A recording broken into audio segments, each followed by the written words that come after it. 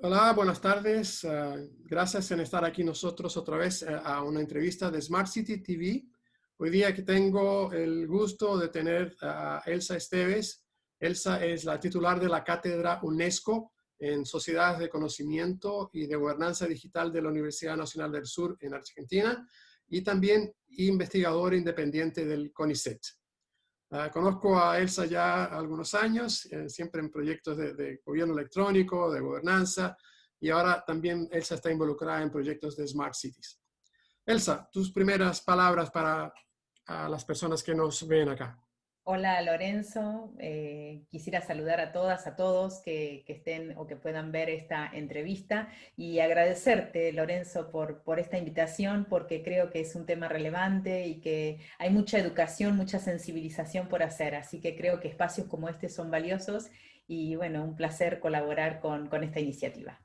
Bueno, Elsa, sé que estás involucrada en un proyecto bastante interesante en Argentina, uh, con la utilización de la metodología del Helix cuádruple, la cuádruple Helix, en ese concepto de ciudadanos, negocios, universidad, investigación, tú lo vas a mencionar. Pero cuéntame un poco qué es lo que se ha hecho en relación a esa metodología y el apoyo para la creación de una ciudad inteligente. Bueno, mira, en general nosotros, el concepto de esta cuádruple hélice está muy utilizado y muy explotado en todo lo que es sociedades del conocimiento, ¿sí? Las sociedades del conocimiento de alguna forma están muy relacionadas con las ciudades inteligentes, porque todo lo que tiene que ver con ciudades inteligentes, una de las dimensiones es tener personas inteligentes, es mantener o tener recursos humanos calificados, es poder mejorar la calidad de vida, y para todo esto es fundamental desarrollar desarrollar servicios que tengan que ver con tecnologías digitales y que de alguna manera esos servicios respondan a las necesidades que tienen los ciudadanos de una determinada ciudad, que son necesidades específicas del contexto donde esta ciudad está ubicada.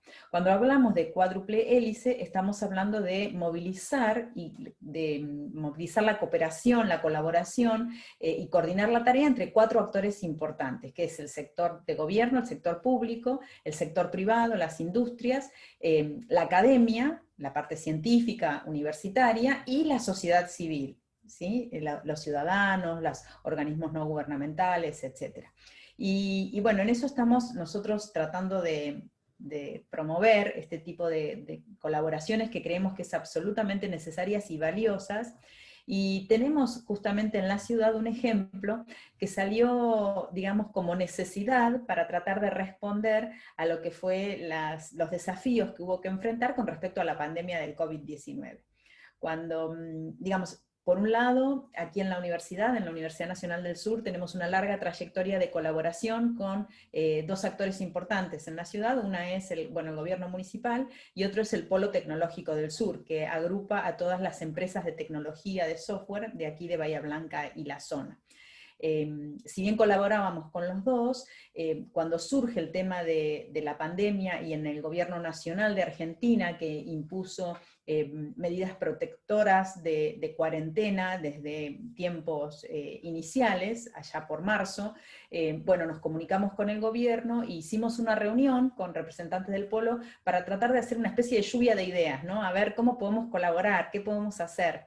Y en principio se vio una necesidad, que era, bueno, hagamos una plataforma para poder canalizar en una sola vía, a través de canales digitales, los pedidos de ayuda que podían tener distintos grupos en la ciudad, desde pedido de alimentos, pedido de medicamentos o pedidos de asistencia médica, etcétera, y aquella gente que quería ofrecer ayuda.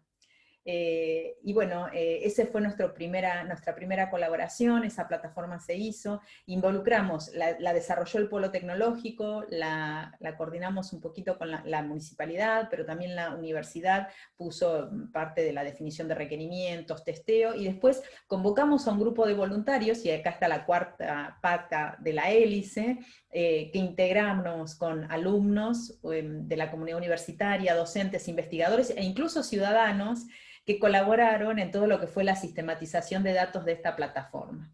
Así que eso fue un lindo ejemplo. Y a partir de esa experiencia crecimos. porque después se vio el tema, estaban restringidas las actividades comerciales, y entonces surgió la necesidad de hacer una segunda plataforma que se llamó Desde Casa, que era la posibilidad de que los pequeños comerciantes pudieran, otra vez reunidos en un solo lugar, en una sola plataforma, publicar sus redes sociales, sus contactos telefónicos, sus sitios web, para que los ciudadanos pudieran comprar productos de cualquier rubro a partir de esa plataforma, ¿sí? Y la tercera plataforma que se hizo fue llamada Organiza tu Salida, que era cuando se empezaron a autorizar permisos de salida, bueno, poder controlar y informar a dónde uno circulaba para poder, digamos, de alguna forma tener información sobre ciudadanos cercanos o cantidad de gente en determinadas áreas. Así que bueno, eso fue un ejemplo que surgió como necesidad, ¿no? Y en respuesta al tema del COVID. Pero es un buen ejemplo de cuando los distintos actores colaboran entre sí y donde cada uno aporta su experiencia y sus fortalezas, ¿no? Sí, sí, sí. Bueno, te diría que de alguna manera eso viene como un proceso que ya lo he visto en otras partes de ofrecer una alternativa a los grandes proveedores internacionales que te ofrecen algunos tipos de servicios similares. Por ejemplo, un Facebook es una red social, lo están haciendo de una manera un poco más objetiva, ¿no? y focada, centrada a la necesidad de la ciudad. Amazon, un proveedor de ventas internacional, pero hicieron algo parecido. Eso me recuerda un poco algunos movimientos que están pasando en Europa, en que las ciudades están empezando a decir, no queremos más ser una smart city, pero queremos ser una small city. Sí, sí. ¿Cómo ves eso? Bueno, indudablemente hay distintos modelos de ciudades, ¿no? Sabemos que aquellas ciudades que están tratando de alguna forma promover sus propios recursos, desarrollar sus propios recursos, asegurar, por ejemplo, una distancia razonable entre el lugar de trabajo y el hogar de cada uno de los trabajadores, donde se promueve el emprendedorismo local, donde se promueve la industria local, indudablemente eso está trayendo, resulta apetecible, resulta tentador para desarrollo de muchas ciudades. Y lo vimos también, perdón, al ejemplo de la pandemia, ¿no? Porque nos está tocando vivir una situación muy particular en la historia de la humanidad, y creo que deberíamos tratar de sacar las mejores lecciones que podamos de todo esto, ¿no? Y bueno, justamente nosotros, por ejemplo, acá en Argentina, si vemos la gran urbe que es Buenos Aires, ¿sí? Y todo lo que sucedió con lo que nosotros llamamos el AMBA, el área del Gran Buenos Aires, llamémoslo así, el área extendida de Capital Federal, La Plata y todo el conurbano bonaerense. Bueno, indudablemente la mayor problemática para resolver el tema de los problemas que tiene la sociedad por el tema de la pandemia surgió ahí. Las ciudades que somos más pequeñas, seguramente tenemos menos recursos, pero los problemas en escala también son menores. Y mucha gente está, a raíz de todo esto, y incluso desde antes también, mudándose, ¿no? De las grandes ciudades a ciudades más pequeñas. Pues, efectivamente, o sea, el problema cuando empiezas a crecer, entras en la ley de Metcalfe, y Claro, la problemática queda mucho más compleja, mucho más difícil, ¿no? claro. Ciudades pequeñas, problemas pequeños. Ciudades Exacto. grandes, problemas muy grandes. Exacto. No tengo ahora, no recuerdo lamentablemente en este momento la estadística, pero gran parte de la población urbana radica en ciudades que son de menos de 500.000 habitantes. Y justamente en esas ciudades no existen modelos de urbanización. Digamos que son las ciudades que mayor desafío tienen para poder desarrollarse, para poder asegurar sostenibilidad económica, temas de educación de los propios ciudadanos, residentes, etcétera, pero no existe un modelo del desarrollo de esas ciudades tan necesario para la cantidad de ciudades, ¿no? Y para la cantidad de habitantes que viven en ese tipo de ciudades. Sí. Te pregunto algo, o sea, ustedes hicieron todo ese desarrollo de aplicaciones donde se han involucrado los 4 actores del modelo, pero te pregunto, ¿qué tipo de problema enfrentaron en ese desarrollo? Porque no me parece que todo tenga salido muy alineado con el plan. O sea, el plan existe, se intenta hacer algo, pero sabemos que cuando se pone efectivamente hacer algo, hay desviaciones, hay cambios, hay pequeños problemas. ¿Qué puedes enseñarse? ¿Qué puedes contar? ¿Cuáles fueron los aprendizajes que tuvieron en ese proceso?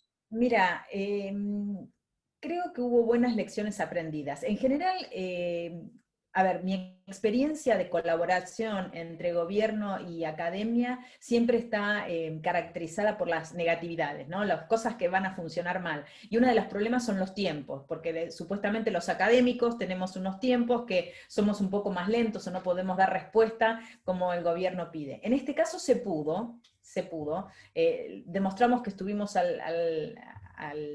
digamos, preparados para poder dar respuestas al desafío. Te diría que hubo que lidiar con dos problemas. Uno era limitar la cantidad de requerimientos que queríamos implementar, porque teníamos una ventana de tiempo en la cual teníamos que dar una solución, ¿sí? Y no queríamos que esa solución fuera demasiado extensa. Entonces, por ahí el gobierno o incluso las propias empresas de la industria que estaban desarrollando querían extender la funcionalidad, porque se podía hacer más cosas, ¿sí? Pero bueno, entonces convencer a la municipalidad de no, es importante largar ahora, porque aunque sea con esto, pero esto ya es importante. Segundo, creo que otro tema interesante, y como todo lo que pasa con canales, con soluciones digitales, es hacer una buena difusión y una buena comunicación para que la población la use esos canales y use esas soluciones, ¿sí? Y lo que nos pasó muchas veces, también como lecciones aprendidas, es en el caso de la plataforma de pedidos de ayuda, realmente la gente más vulnerable que necesitaba pedir ayuda no tenía las capacidades digitales como para poder operar la plataforma. Y entonces los pedidos eran realizados por una tercera persona. Y entonces la calidad de los datos no siempre era la correcta, no nos llegaban datos limpios. Entonces el tema de la limpieza de datos y la sistematización de datos fue un desafío, y por eso organizar el back office, llamémosle así, porque el front office, lo que el ciudadano interactúa, que fue la plataforma, estaba resuelto, pero organizar el cómo gestionar esos pedidos por detrás, eso fue un desafío por el breve tiempo también que se dispuso. Y volviendo a un tema que es un tema antiguo para nosotros, pero que creo es importante también para ciudades inteligentes. ¿Cómo trataron el tema de la interoperabilidad entre las aplicaciones que estaban haciendo para los ciudadanos y las informaciones que ya tenía el gobierno, posiblemente en un 8 centro de datos o un 8 base de datos? Me encanta el tema porque juntos hemos trabajado mucho en interoperabilidad.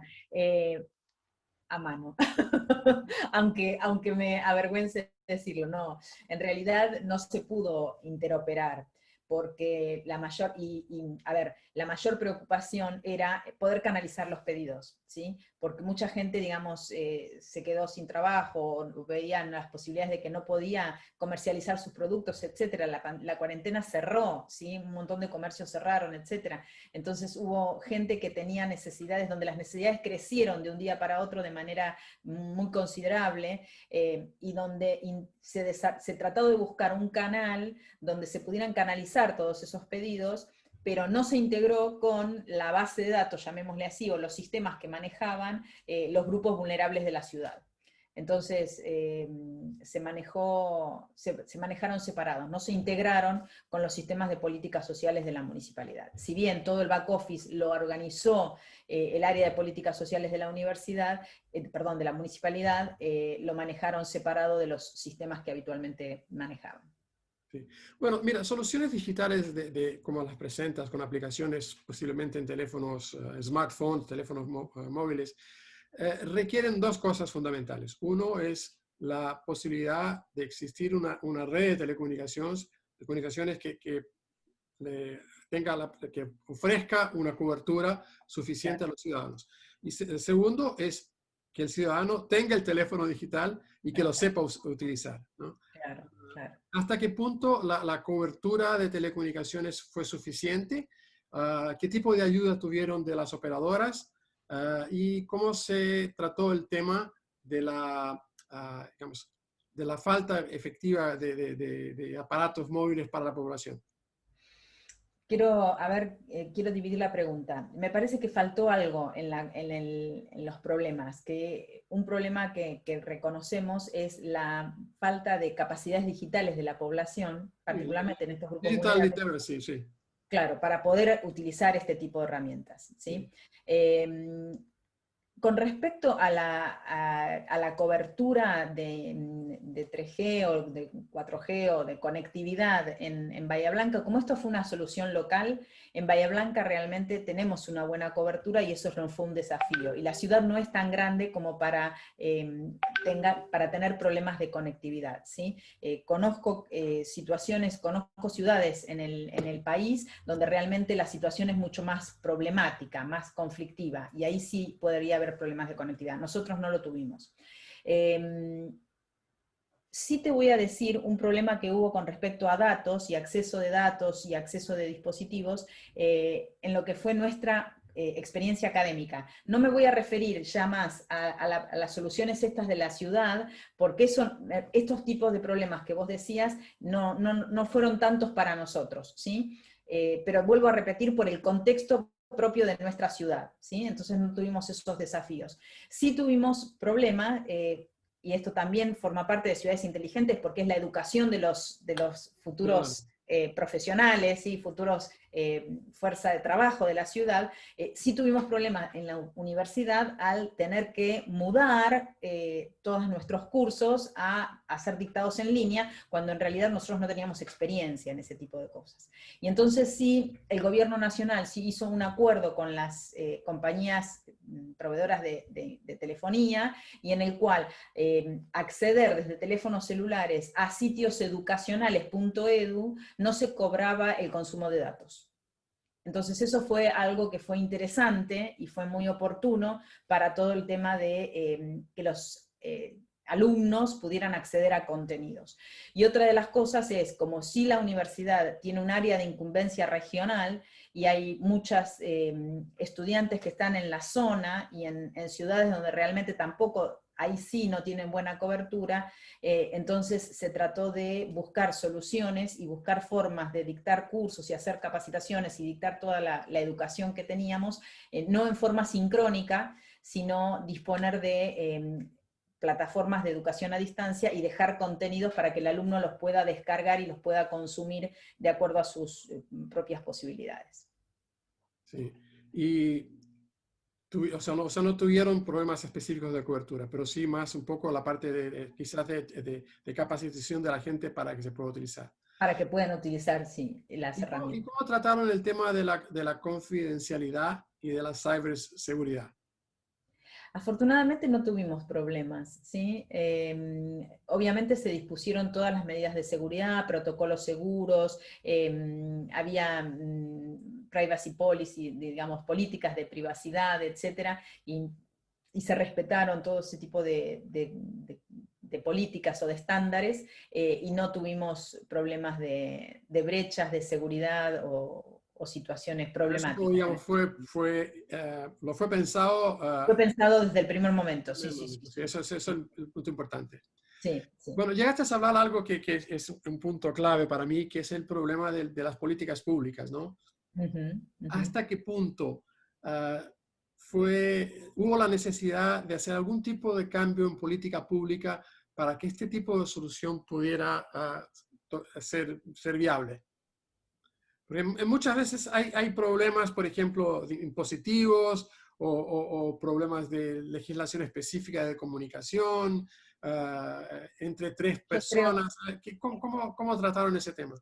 A ver, yo creo que en todo lo que fue estos tres casos particulares, de estas tres soluciones que yo te di para Bahía Blanca, no afectó el diseño y el despliegue y la adopción de las herramientas mayormente a las políticas públicas. Ahora sí, todo lo que fue la pandemia, a nivel local, a los gobiernos locales, les implicó muchas cuestiones de cambiar procedimientos para los cuales no estaban preparados, no tenían las capacidades necesarias, y ahí sí salieron a tener que definir política pública muchas veces para cambiar la cultura, ¿sí? O para implementar y definir nuevos procesos que no los habían pensado o que no tenían, no existían antes en la ciudad. Ejemplo, en la ciudad, no quiero equivocarme, hay 8 hospitales. Hay un hospital del gobierno local, hay un hospital de la provincia, hay hospitales sindicales, hay un hospital de las Fuerzas Armadas y hay hospitales privados.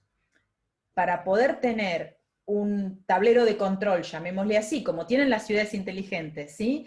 Para poder ver los recursos disponibles de salud, la cantidad de camas, de respiradores, de médicos, etcétera, coordinar, y acá vamos a la interoperabilidad, coordinar la integración de información de todos esos actores, que cada uno tenía intereses distintos, tenía prioridades distintas, eso sí fue un ejercicio severo, te diría, de política pública y de decisiones de gobierno y de liderazgo de gobierno y de convencimiento y de comunicación que sí llevó tiempo hasta que se pudo ajustar y se pudo implementar eficientemente.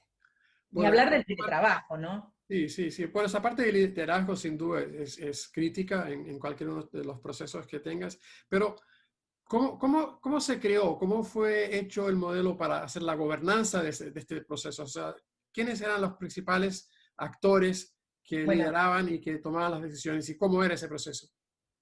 Digamos que se tuvo en cuenta la gobernanza es crítica para el desarrollo de todo este tipo de iniciativas y sí la municipalidad y el gobierno local tuvo un rol muy importante y ahí fue con comités o con grupos de trabajo específicos para abordar determinados temas y en el cual estaban involucrados distintos actores representando de todos los sectores involucrados, ¿sí? Por suerte, y esto volvemos al Small City, ¿no? Los actores tienen representantes que vienen trabajando en colaboración con los representantes de otras instituciones desde hace muchos años. Y hay buena empatía, entonces nos conocemos, ¿no? Y entonces el gobierno trabajar con la universidad, trabajar con, por ejemplo, el decano de Ciencias de la Salud, que también están trabajando desde la universidad en todo lo que son el hospital escuela o con los otros hospitales, etcétera, facilita la coordinación y la colaboración. Y acá es algo que quisiera destacar, porque nuevamente volvemos a las personas, ¿no? Cuando hablamos de Smart Cities, sí es despliegue de tecnología y todo lo que podamos hacer, un uso estratégico de la tecnología es importante, pero todas las cosas las hacen las personas. Entonces el empoderamiento de las personas, la comunicación entre las personas, la colaboración entre las personas, yo creo que también es el motor que facilita la implementación de todo este tipo de iniciativas. Y para la gobernanza eso es crítico. Claro. Dime una cosa, estos sistemas creo que están todavía en utilización en la región. ¿Cómo ves que esto va a seguir después de la pandemia? ¿Tú crees que los sistemas se van a consolidar como parte de la cultura de esta Smart City o es algo que va a empezar a caer y la gente lo va a dejar usar, lo deja de usar hasta que se termina? Yo creo que esto vino para quedarse muchas cosas. Ojalá no el virus, ¿no? Y no la pandemia, pero todos los servicios, las formas de teletrabajo, las formas de comunicación, de colaboración que hemos descubierto a la fuerza muchas veces, en muchas ocasiones, por esta cuarentena, creo que han venido para quedarse, porque en muchas situaciones, así como nos provoca un estrés, terminar una reunión, cerrar una ventana y no tener que moverme, ¿no? Que muchas veces me sirve para cambiar mi onda y abrir una nueva ventana y estar en otra cosa, también tiene un montón de ventajas, ¿no? Desde la posibilidad de no movilizarte, no tener que usar un transporte público, no tener que usar tu vehículo, ahorros, limpieza o con menos polución al medio ambiente, etc. Y realmente hay unos beneficios enormes de todo esto. Bueno, este proceso fue un proceso un poco revolucionario y no evolucionario, ¿no? Tal cual. Por una revolución, la pandemia nos trajo eso, ¿no? Sin embargo, digamos, a pesar de que de toda la historia y todos los avisos que hemos tenido desde el 2003 con el virus del Nilo en Estados Unidos, del Ebola en África después, incluso en 2014 en la presentación que hizo Bill Gates hablando de la gran pandemia que sería el gran desastre de la humanidad, pero no se tomó en cuenta muy en serio todas esas pequeñas señales que iban llegando de la necesidad de la transformación, de la comunicación y de sistemas. ¿Tú crees que ahora que esto ha pasado, las personas lo van a seguir tomando en serio hacia el futuro?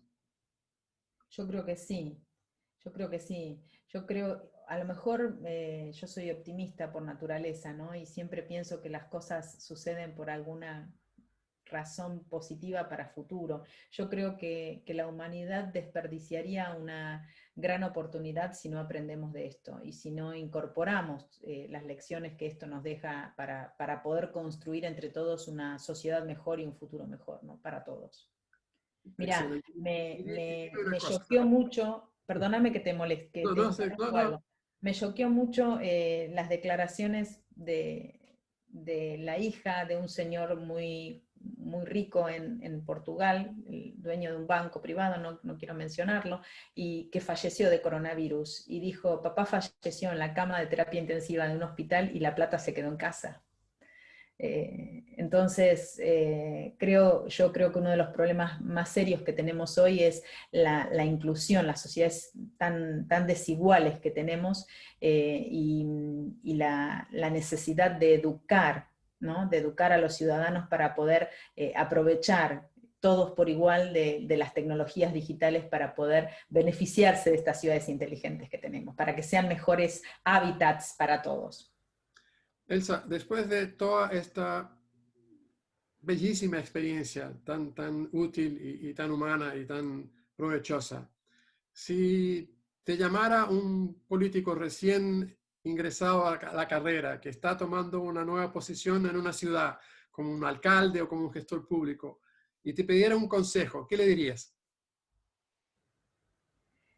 Le diría que asegure una buena gobernanza, participativa, transparente, con ciudadanos empoderados y con rendición de cuentas. Para mí eso es fundamental de los gobernantes y en una ciudad donde se puede promover muchísimo de distintas maneras. Tenemos ejemplos de ciudades inteligentes con iniciativas hermosas, desde presupuesto participativo a desarrollo de comunidades, etcétera.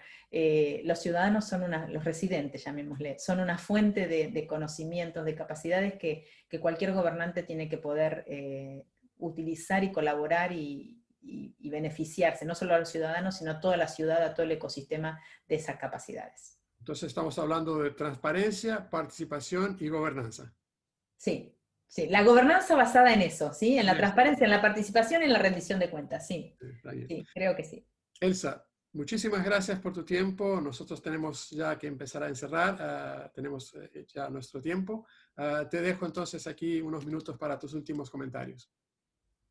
Bueno, simplemente que el desarrollo de ciudades inteligentes, sostenibles, es todo un desafío, que son nuestro hábitat, que es el lugar donde vivimos, ¿sí? Y que todos tenemos un rol y que las mejores iniciativas son aquellas en las cuales trabajamos en conjunto, los ciudadanos, los académicos, el sector privado y los gobiernos, y que somos todos corresponsables de crear nuestro futuro mejor.